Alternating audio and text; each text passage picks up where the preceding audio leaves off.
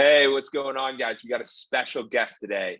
We have Simon Leslie. He's the founder and chief executive of Inc., a global travel media company. At the onset of the pandemic, Simon's business plummeted from projections of earning 150 million to nothing, almost overnight.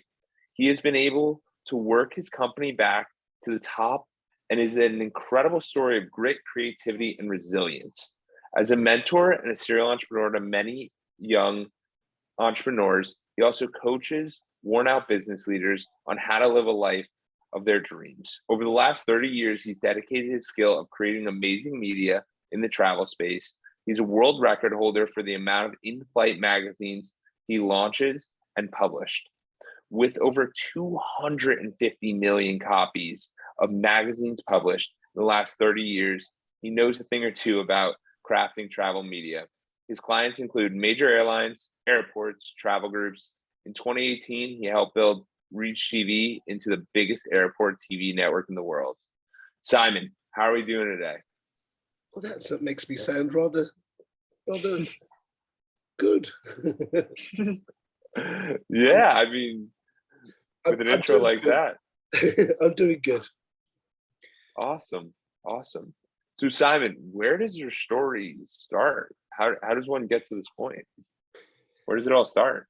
You know, I always say to people, my story was a bit like a pan of boiling water. It was a real slow start. And then it started to bubble and bubble and bubble. And now it's really, really bubbling. Now I'm going like Billy-O. But, you know, I had a very, very nice upbringing. I grew up in Wales. And then when I was about 11 years old, I moved to London. I was a completely rubbish student. Education and me, we didn't see eye to eye. And I don't think I was stupid, but I just didn't like being taught. I didn't like that education process. So as soon as I could leave school at 17, I was out. And I got the first job I could find in the newspaper, which was earn money, ask me how. And then I took the paper. I went along and I got the job, and I thought I was super talented because every other job I'd gone for had been rejected. And then I realised they gave everybody the job, so I wasn't special. But it was a real education, and I was selling insurance door to door. That was my very first job, and I excelled at it, and I kept getting promoted, and I kept getting given bigger teams. And I guess the messages were coming in early. I was good at finding talent, nurturing talent, developing talent, and helping people achieve things that they didn't think they were quite capable of. And that's what I do today. So nothing's really changed in 35 years other than, you know, the companies I work with and the people I work with. That's incredible. So when you were going through this transition of, was college ever a thought, or it was just, we're getting right into the workforce because we don't? I think I did a couple of weeks at college, but the teachers there seemed to find me distasteful. You know what really bugs me, and it's still a real bugbear. I mean, I have 4 boys, and not one of them is going to go to university, and not because I've not encouraged them or pushed them away from it. They've decided they wanted to craft their own path, and I think, you know, the education system hasn't changed for 50, 60 years. They're still teaching the same way they did in the late 90s. And I don't think kids are coming out clever enough or bright enough. And then you've got that big gap of people who are going to really good universities, coming out with incredible educations and coming out spoiled and entitled. And, you know, I just think that we need some more hungry individuals. You know, rebel kids don't become teachers. Rebel kids become entrepreneurs, and then what happens is that they start teaching people. So in a funny sort of way, rebel kids do become teachers, but they don't. They teach people the way that they enjoy to be learned, or they create an environment. That's what I've always done. That's what I built at Inc. Was I wanted to create an environment where I wanted to come to work, where I enjoy work. If anybody looks at my LinkedIn or my Instagram, you can see our new office, and we've just turned it into like a Soho house where we've got sofas and coffee machines and all this bars and everything there. We want people to be comfortable at work. Some of the employees have said they'd rather sleep at the office and go home to their flats or their apartments. But I want to create an environment, and pre-pandemic we did that. We really did create an amazing office with amazing cultures, traveling all over the world, every corner of the globe. On March 20th, 2020, we're due to fly to Lapland with 15 of my top people to go and have a conference. And unfortunately, COVID killed that off. So we just have fun. We work really hard. I do make people work really hard because I believe in hard work is part of the mission, but also we play even harder. Yeah. And that's one of the keys. So you end up excelling in insurance. What made you take that leap to start Inc? I really wanted to be a real estate agent. I think that needs to be on the CV of most people. And because I couldn't get a job, my first job applications had always been to be a real estate agent, and they kept turning me down.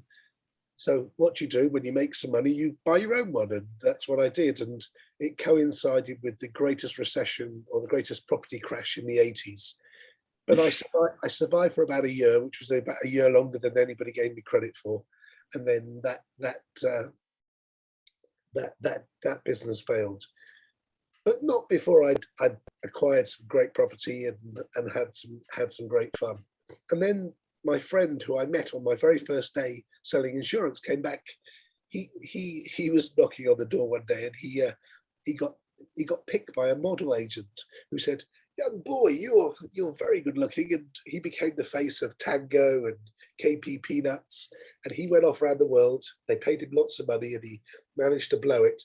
And he came back just as my agency was collapsing, and he said, "I've got a great idea, Si. Let's start this advertising business." And that's what we did. And we built this advertising business from selling little maps. So sort of these maps to where you live with all your suppliers. So your plumber, your doctor, your dentist, with their adverts all day round. So that's how we started. From that, we said, let's start a magazine. And again, this was deep in recession in the early 90s. Yeah. What do we know about magazines? Absolutely nothing. Let's start one anyway. Let's create a magazine for all the posh areas of London. So that's what we did. And that's how I first got into publishing. Roll forward 10 years. Paul came in one day. He said, "Si, I've fallen in love with this girl and I'm going to move to Australia. The business is yours." And I went, "Oh, thanks." And at that point, I met Michael Keating, who is my partner today, and we've been partners for 27 years. And together we built Inc. into the powerhouse business that it is today. So that's how it started. That transfer is very interesting. Usually you don't hear partnerships just go that way. No, it's incredible. And what do you see in your other partner that you brought in? In the new one or the old one? The new one that you felt the need to bring in a partner. He came. It's really funny, in the early days, he'd come in and he'd talk about this amazing business. He would wax lyrically about what amazing business we are. We do this, we do that, and I'm like, "Michael, we don't do any of those things." He goes, "No, it doesn't matter. Just say it anyway." And guess what? They all started to come true. And now today, I'm the one that waxes lyrically about what we do, and he just goes, "We don't do that." I said, "Doesn't matter. It'll come true." And most of them did over the years, and we've been a formidable force. He's very much. It's very important with a partner that he does his thing, you do your thing. I've always been the commercial and the. I guess the way I best describe it is I make the money and he spends it. You do the sales, yeah. You keep them. You bring it in, and that's what feeds everything. So you're on this trajectory. You guys are doing exceptional. What was different between like 08, 09 recession and then what was going on in COVID? if you want to add 9/11 and Yeah. 2012, add 2012, add a mixture of digital transformation in 2015, package them all together, and COVID was 10 times worse than all of those. Really? So through even after 9/11, the planes were grounded for a couple of days, and then everything started flying again. 2007, 2008, there was never a plane out the sky. It was, people, whoever had a job didn't really get affected by what was going on. They carried on spending money. And even when countries were going bust in 2012, people just kept going on their holidays. So the travel was never impacted. Why COVID was so bad, it was airports were shut, planes were switched off, countries were locked down, and we couldn't go anywhere. So our whole business ethos, which we've been, waxing lyrically about for the last 20 years, that it was recession proof, suddenly got kicked really firmly in the nuts. Wow. And when this was all going on, it sounds like you guys prepared at all? Like, did you guys have an idea that this was coming, or it just? I Definitely mean, should have done. what? We should have done, because we have offices in Asia, and they kept telling us about this virus that was going on. But we've had bird flu before, we've had SARS. they never really had an effect on us, so we just assumed that it'll be gone. And then I started asking so-called intelligent people what they thought, and they said, the West can withstand this. This is not, this will come and go. It'll be nothing. How wrong everybody was. And I, someone asked me the other day, what would I do if it happened again? And I think I'd act a little bit quicker. I tried to keep everybody as whole, and keep the business as whole, and keep as many people together as I could, because I thought it'd be 12 weeks and we'd be out of it and we'd be back in business. Wow. So what was the timeline from it happening? Like March 2020 happens. Everything before that was fine. Like, you were hearing whispers.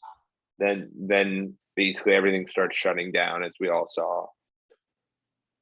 At this time, what are you thinking? Where do your head go? And then we'll go forward to see how you overcame. We battled it.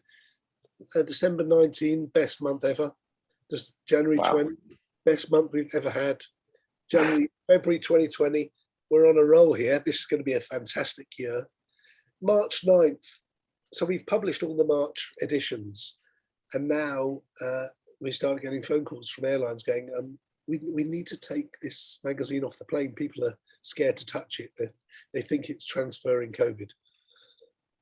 And we're like, oh God, let's just hope there's only a few of these. And then one by one, we had 39 magazines at this point, 39 magazines. Our nearest competitor had 4. So we really did dominate this space. We'd gone after it in 2005 and said, this is going to be our space. In 2007, 2008, everyone said, look, print is dead, don't bother with it. And here we were sort of 14 years later, and it's still our strongest part of our business. And we had to make some decisions. All that money that we'd spent publishing these magazines, printing these magazines, distributing these magazines, suddenly, in a heartbeat, they're gone. And one by one, each airline took it off. Some used it as an opportunity to kill the magazine and never to bring it back. Today we have 3 magazines as part of our transformation. We still have a few magazines, but nowhere near as many as we had when we went in. Wow. That can be that's a lot to take on. At one point I thought, why not just chuck the towel in? End of March 2020, you're thinking, I don't think, probably not that early, probably about May time, when we've been locked down for about 60 days. I'm thinking, there's no way we're going to get this back. This is finished. Yeah. What I did was, and the theme of my new book, which has just come out, is the diary of the last 25 months. So I sat there and I started to document what happened, what was going through my head, how I was feeling, what I did to react. And I started calling on people I knew, some people I didn't know, but I'd heard of. And one by one, they all said they'd come and help me. They'd come and talk to my team, because I had a team of 150 salespeople, all sitting there, tapping their fingers, going, "What are we going to do, Si? What are we going to do? What can we sell?" And I had people coming to me and going, "Look, you've got a great sales team. Do you want to come and sell PPE?" And I'm like, no, I don't want to sell PPE. I don't want to sell. I don't want to go. I don't want to get my head into that concept realm. I believe it's all going to come back. It's going to come back soon. So I started bringing these speakers in, and they would talk about everything from kindness, positivity, health, well-being. Then we did negotiating, selling. What else do we have? Grit, determination, gratitude, fear. All the emotions that we were all going through. The funny thing is, I remember one of the speakers saying to the team, how many of you are anxious, nervous, worried about the situation now? And everyone puts their hands up and said, and about a year ago, how many of you were anxious, nervous, worried about hitting your targets? They all put their hands up. So basically, we're all just nervous and anxious and worried about something different. And next year it'll be something else. And that was the real truth about the situation is, we're always going to be worried, anxious, and nervous about something. And it's how you deal with that is what comes out the other end. So all these speakers came in, and I had 52 speakers in the end. And I wrote that whole book and that whole diary of everything that was going on, everything that was affecting my mind, my thinking, my negotiating. And each of them played a pivotal part, really, because whilst I thought they were coming in to help my team, what I realized was actually they were helping me, because my thinking started to change. I started to see things differently. The messages started to seep in, and how I would communicate with people, how I'd negotiate with people. Chris Voss was a great help to me. I was doing a very big negotiation, and he came on, he said, "Look, what are you doing?" And I said, "I'm doing this." He goes, "No, don't do it that way, do it this way." And it worked out brilliantly for me. So I got access, a bit like you did with the podcast. I got access to people that I wouldn't normally talk to on a daily basis, suddenly became good friends. Tim Story became an absolute bellwether for me, and he really helped me and coached me through this whole period. Mark Goulston, Jordan Belfort came into the stint as well, and smashed some energy back into my head. And he said to me, "Look, if anyone can get out of this, you can." And I thought, well, I can't let him down, and I can't let all these other people down. So I'm going to keep battling through. And sometimes that's all you need. You just need somebody to tell you that they believe in you. Yeah. And I think you're bringing up a very valuable point of people with different perspectives helping you, and people providing that guidance and that reassuring tone in conversation where it's like, I can get this done. I can get this done. Because even if you just lose your belief and you're lustering yourself for a day, a week, a year, it's not gone. It just needs to be revitalized. And I think you bring up a very valid point there by having these superstar team come in and having them impact who you're speaking with, and realizing that it's really a great value exchange. Absolutely.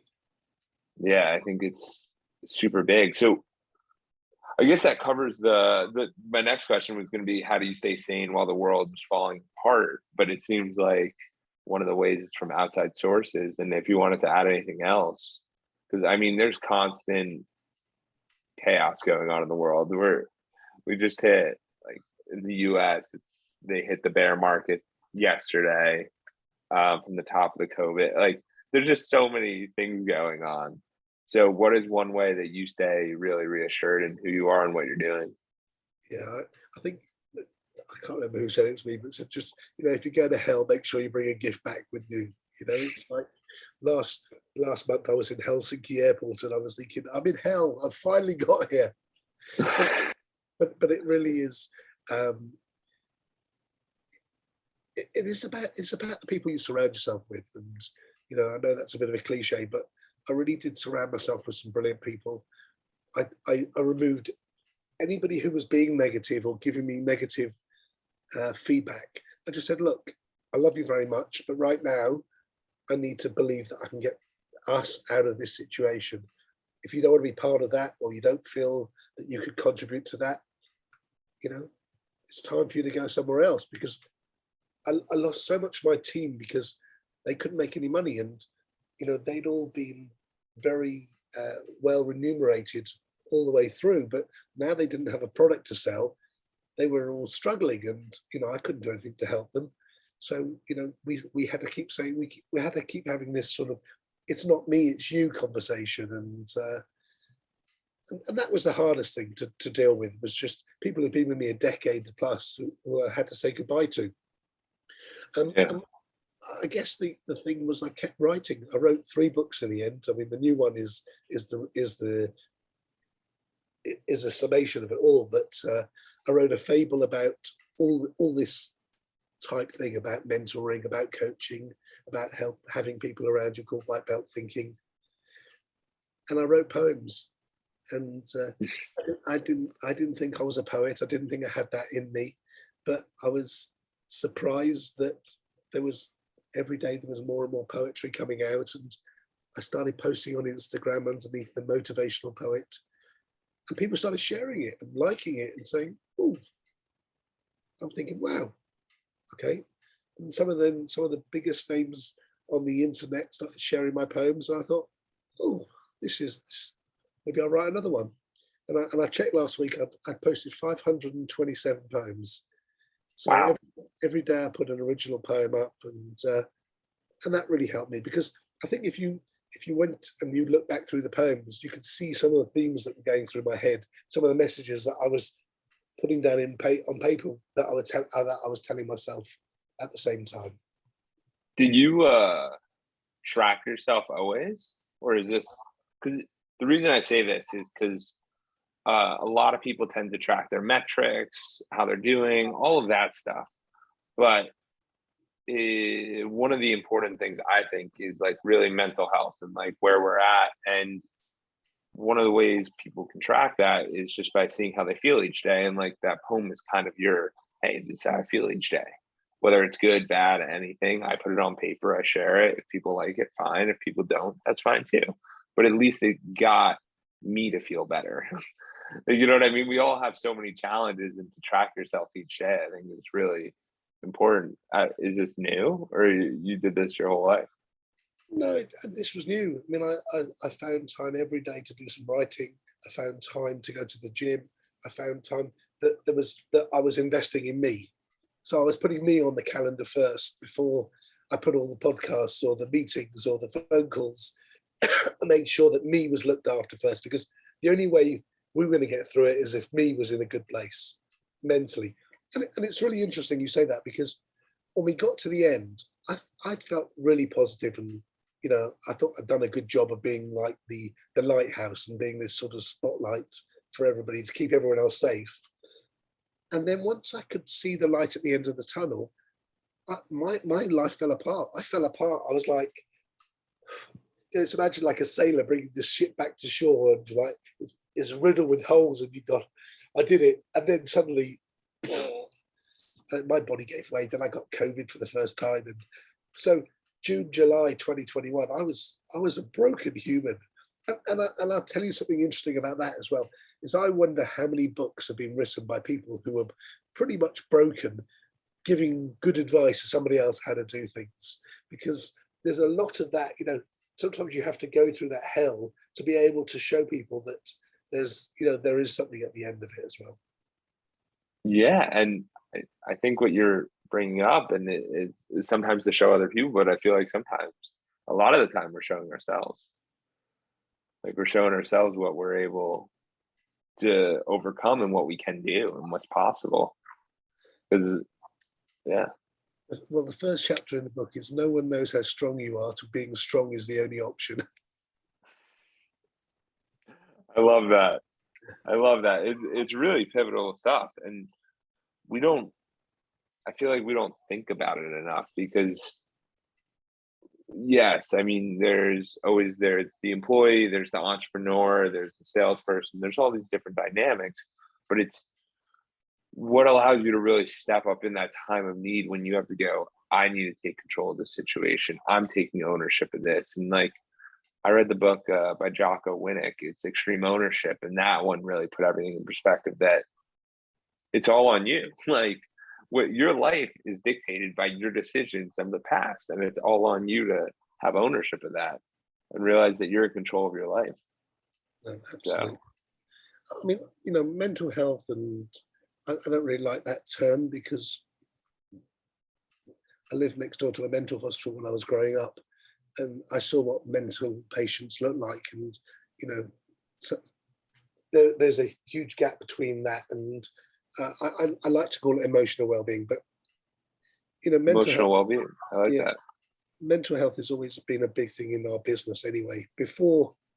Way before COVID, I had CBT counselors, I had performance coaches, I had all these people who were managing my sales force because you only perform at your best. Just like a sports team, they have all these places they can go and talk.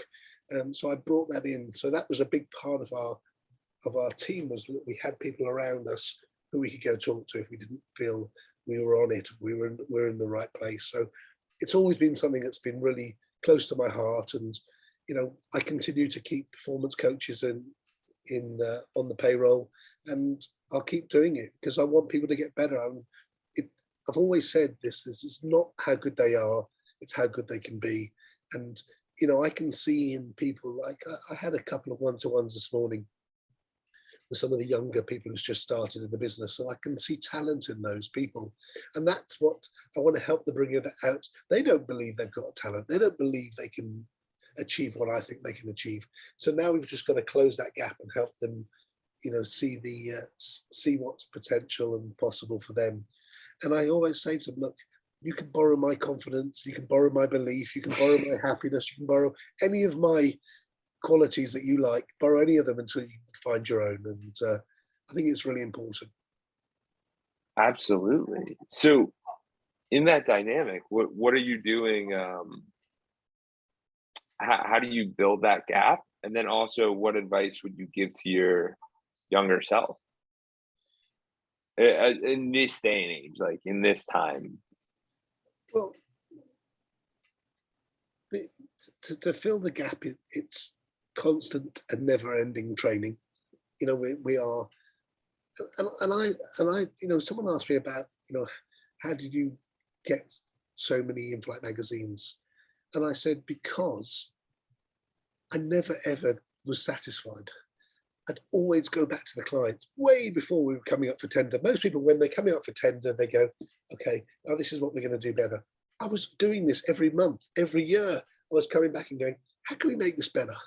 Let's do some focus groups. Let's do some more things. Let's challenge ourselves here to make a better edition. So when it came up for tender, nobody would ever match how good we were as a partner.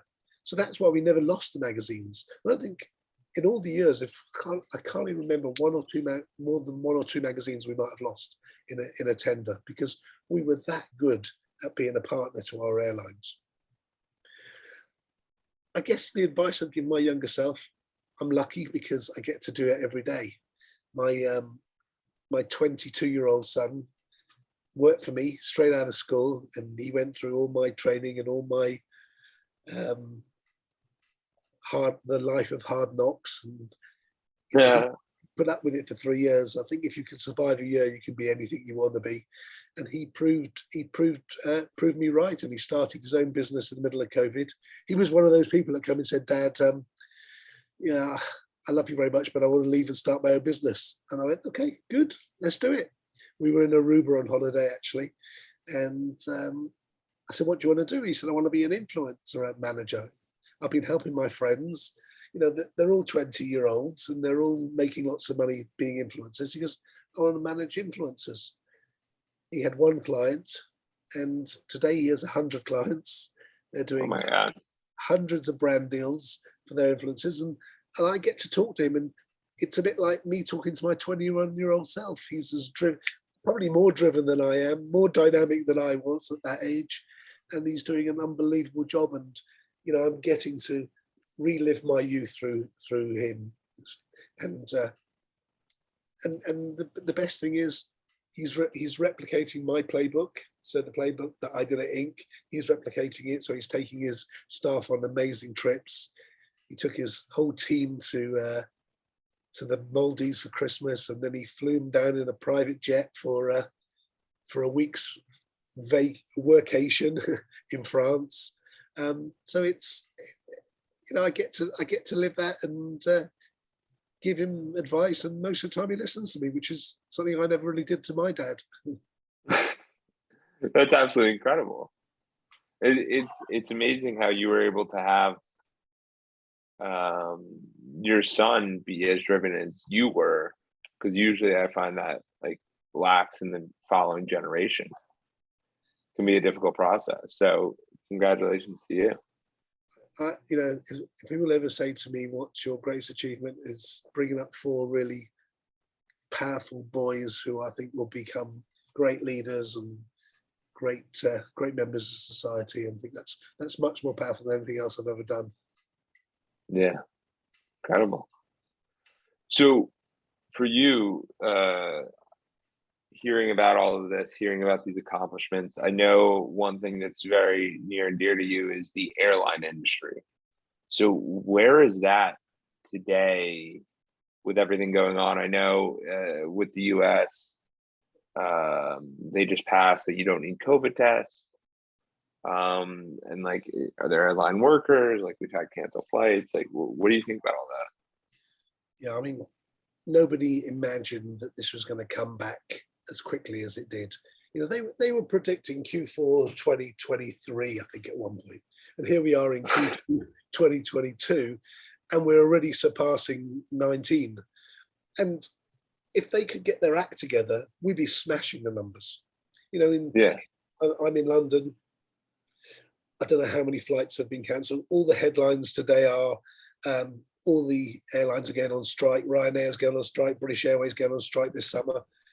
And to me, all I hear is, you're going to ruin the 1 week that people have saved up for all this year. Most of them have been locked up for 2.5 years, and they're desperate to go on holiday. And the headlines are right now are shocking. But I always say this, like anything, like any strike, they start and eventually they finish, and these things get fixed. And I do think that the industry will get their act together. They'll get it back. I took 7 flights last week. 1 was cancelled, but only due to weather.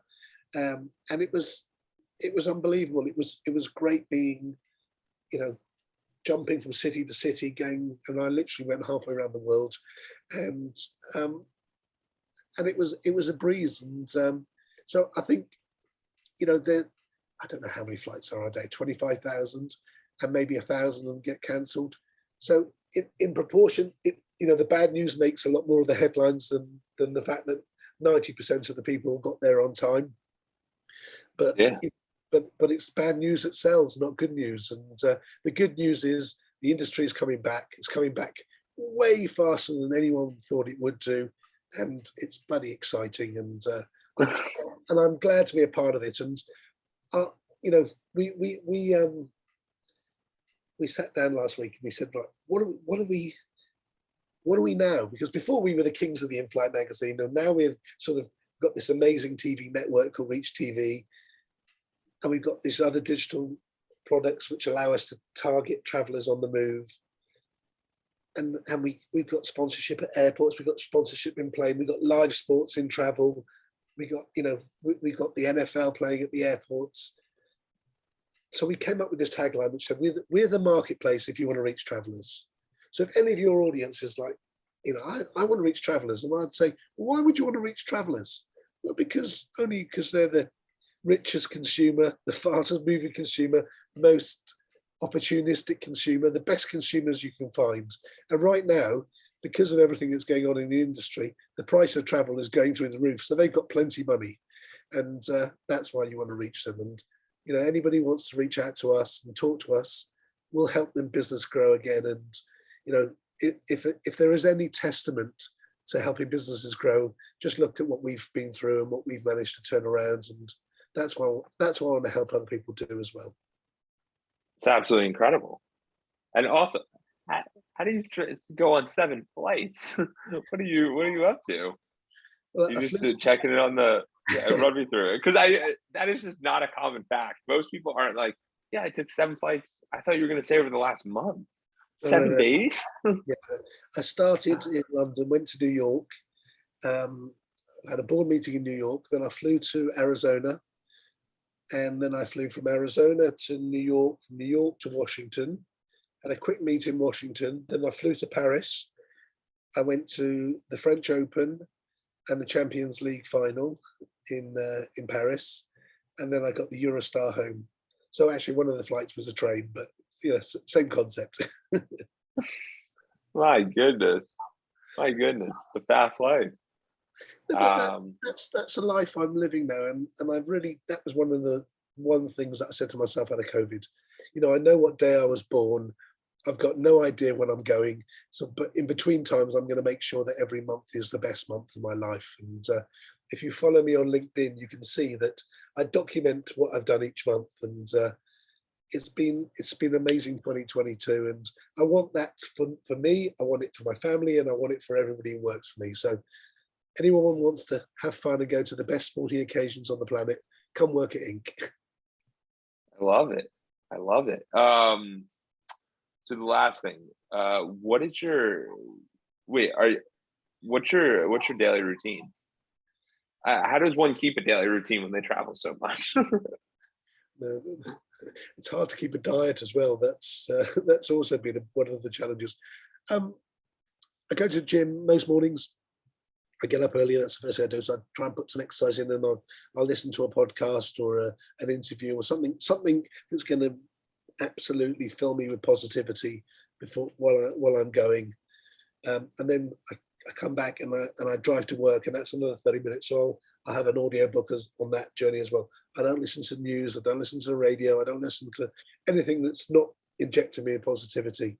And then I get to the office, and we'll see what magic we can make happen. And depending which office I'm in, I'll sit and I'll talk to the guys, and we'll brainstorm, and we'll come up with ideas, and I'll fight fires, and whatever needs fixing, they'll ask me to fix, and things that don't need fixing, I'll sit there with my feet on the desk and enjoy the day and work out, what adventures I want to go on next and who I want to take with me on that adventure.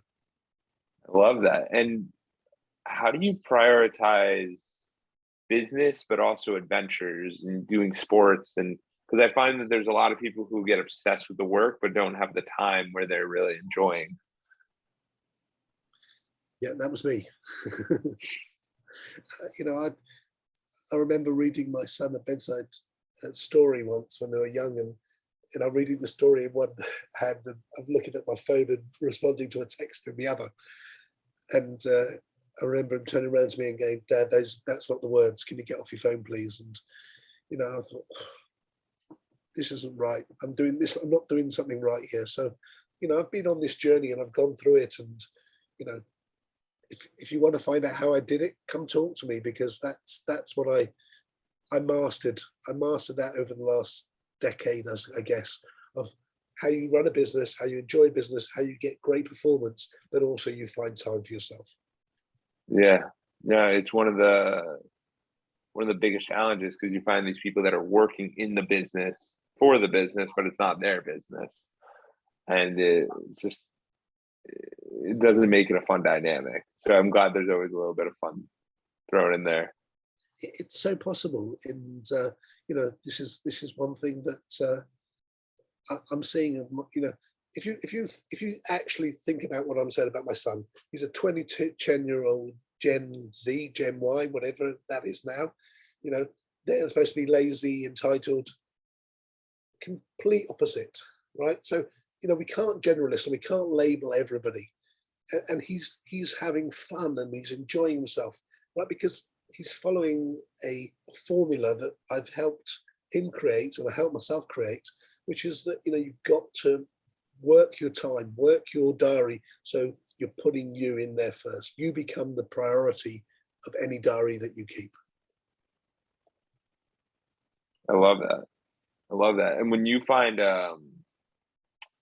you need to make a big decision or changes among you, how do you think about that? Do you And reference the yeah. I normally get out of the place so I'm thinking about it. So, don't use the same brain that's thinking about the problem to try and solve the problem. I'll go for a long walk. I'll go and sit by the seaside. The bigger the problem, the further away I get from the office. Seriously, I mean, Yeah. sometimes I'll get on an aeroplane and go somewhere and just go, right, I'm going to go and sit by the sea in the south of France because that's an hour and a half away, and just sit there with a coffee and just think about it, with a blank sheet of paper, and see what I can do, see what comes out. Or I'll go and spend time with people who are cleverer than me. I mean, that's the best place to go, is find someone who's been there, done that, and fix that problem. There's three questions you ask somebody if you're asking for advice. One, would you swap places with them? Yeah. If you wouldn't swap places with them, for God's sake, don't ask them for advice. Have they done what you want to do? Don't ask them for advice if they haven't done what you want to do or where you want to go. And the third one is, if their life is a little bit of a pickle or a mess, it's a bit like going to ask a 3-time divorcee for marriage advice. You've got to make sure that the person that you're asking advice is definitely someone whose opinion you value and is validated. Yeah, I couldn't agree more. And I think that's really powerful stuff. And one other thing I would add is something I've always found interesting is in the space of mentorship and advice and coaching, the same person might not be able to coach you in marriage, but they can coach you in business. Or someone might be able to coach you in loving your child, but might not be able to help you in business. So I think if you segment these different areas of your life and ask the right people, then it will really allow for some real acceleration instead of being like, I like this about them, but I don't love this. Absolutely. And always take the advice. What was the words of that song? Always take the advice kindly with those who are dispensing it to you, but don't always listen to it. Parents don't always want to give you great advice, but don't always give you great advice. I think the reason that my son listens to me is because he's seen what I've been through and I've come through the other end.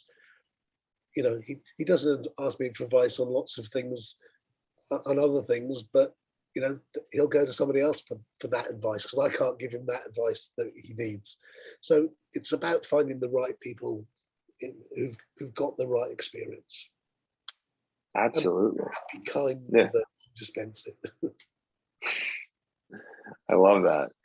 So, Simon, where can people find you?